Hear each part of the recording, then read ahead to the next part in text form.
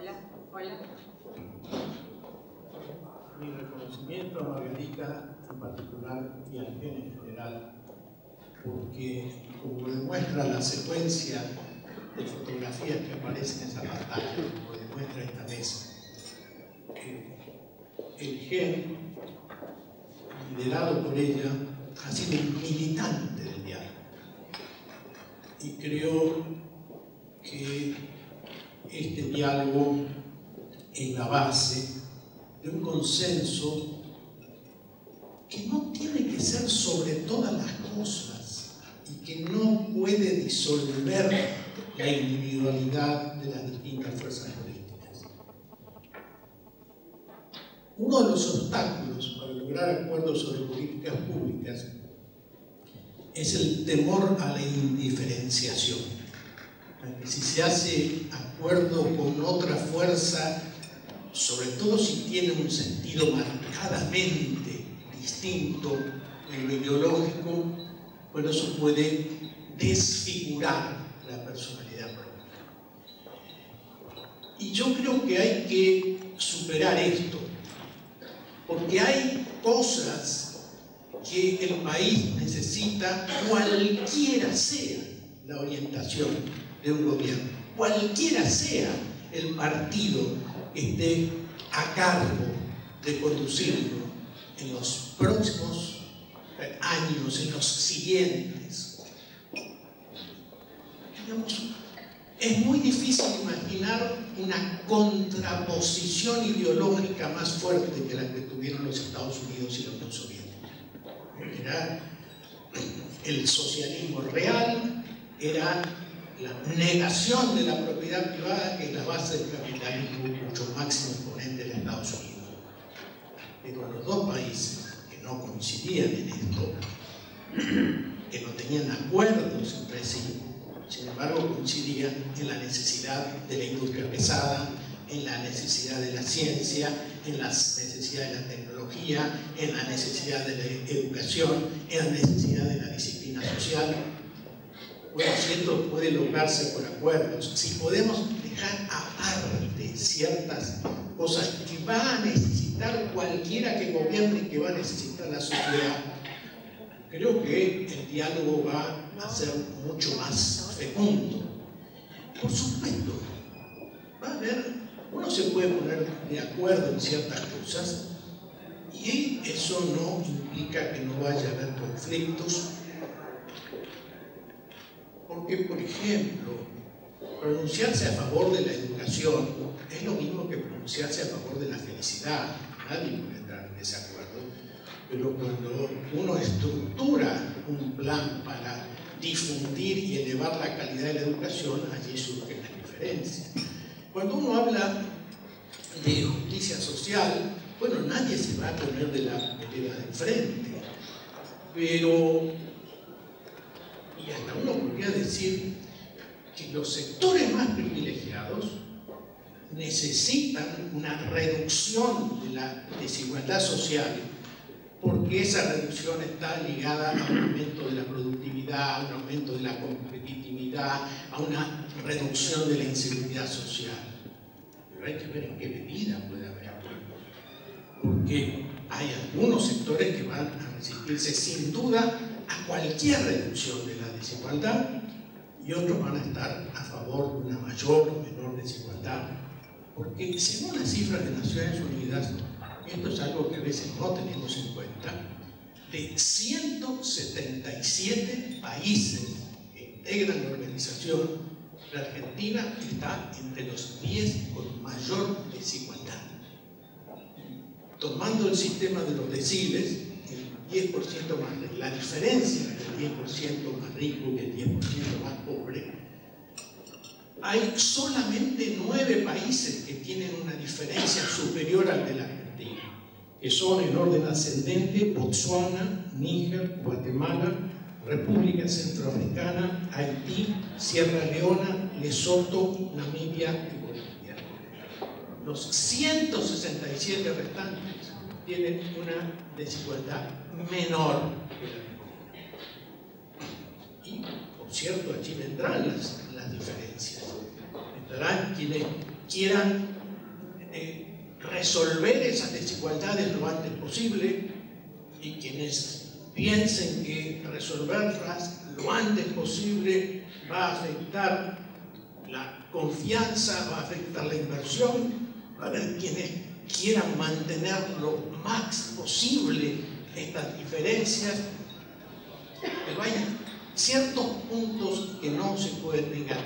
Tal como está la organización social, no puede proseguir, porque eso afecta la cohesión social, sin la cual no hay posibilidades de crecimiento económico ni de ningún otro tipo.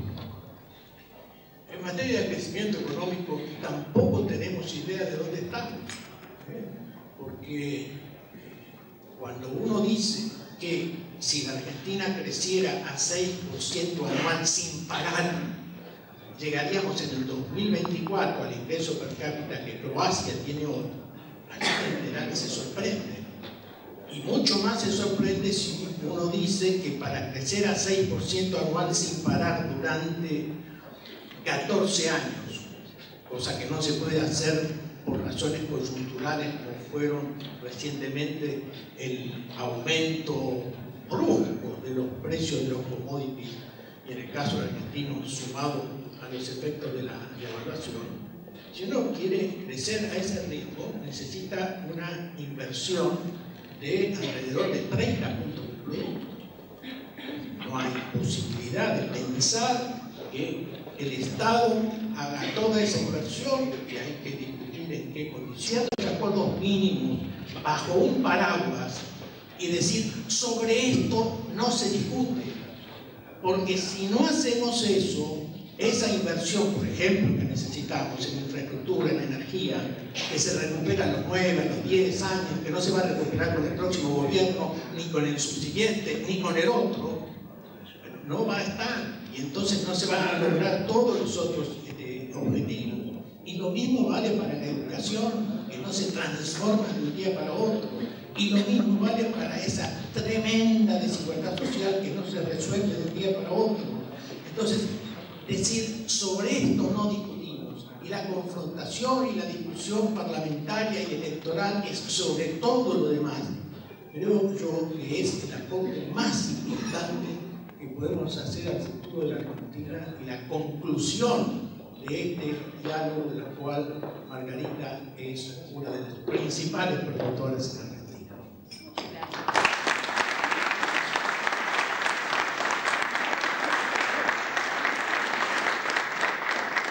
Ana Giudice, diputada y amiga, muchísimas gracias por venir, y sé que también te tenés que retirar. Juan Carlos, ¿me pasas un micrófono de acá? Retirar tan apurados, pero en este momento está iniciando la reunión de la Comisión de Libertad de Expresión. Vamos a recibir a los representantes de la organización que ha sufrido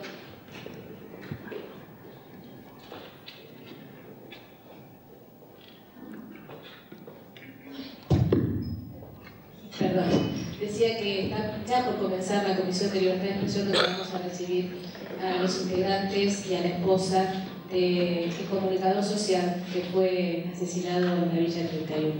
Entonces, lo señalo porque me parece que forma parte de este debate entre los aspectos que hablaba el doctor Dargarela y también Ricardo Alfonsín. Yo quería simplemente hacer una reflexión. El diálogo que todos buscamos forma parte de una vieja aspiración y un anhelo de los últimos años de la Argentina. Creo que el ejemplo del no diálogo y del concepto equivocado que se tiene sobre la formulación de consenso fue el conflicto con el campo. En ese momento hablar de diálogo, de debate, de intercambio de ideas, de consenso era casi como una mala palabra para los sectores que en el Congreso tenían una fuerte hegemonía y mayoría parlamentaria. A partir de ese proceso donde la sociedad integró una nueva manera de reclamo y de expresión sobre esta necesidad de bucear en lo más profundo de las ideas y los reclamos de todos los sectores para a partir de allí llegar a una conclusión y una propuesta, creo que marcó un punto de inflexión y que a partir que el oficialismo vio amenazado esa hegemonía parlamentaria, comenzó la lucha por la hegemonía comunicacional. Hoy tiene más importancia que nunca. Dentro de esa agenda, por supuesto que tienen que estar las iniciativas que garanticen la pluralidad de voces, la diversidad. También que hablemos sobre la necesidad de legislación en prácticas anticompetitivas, que hablemos de las antimonopólicas y a favor de la competitividad, que hablemos de la publicidad oficial, que hablemos de tantas cosas que hoy limitan o de alguna manera amenazan a largo plazo la libertad de expresión. Y como decía Ricardo Alfonsín, no podemos decir que no tenemos libertad de expresión, la tenemos, pero lo que hay que propiciar es que cada vez muchas más voces estén incluidas y que sean facilitados sus canales de comunicación, no solo en lo que difunden como idea, sino también en la información que reciben. Y en este punto, la ley de acceso a la información me parece algo importantísimo, que está muy cerca de lograrlo. Entonces, vuelvo al escenario parlamentario.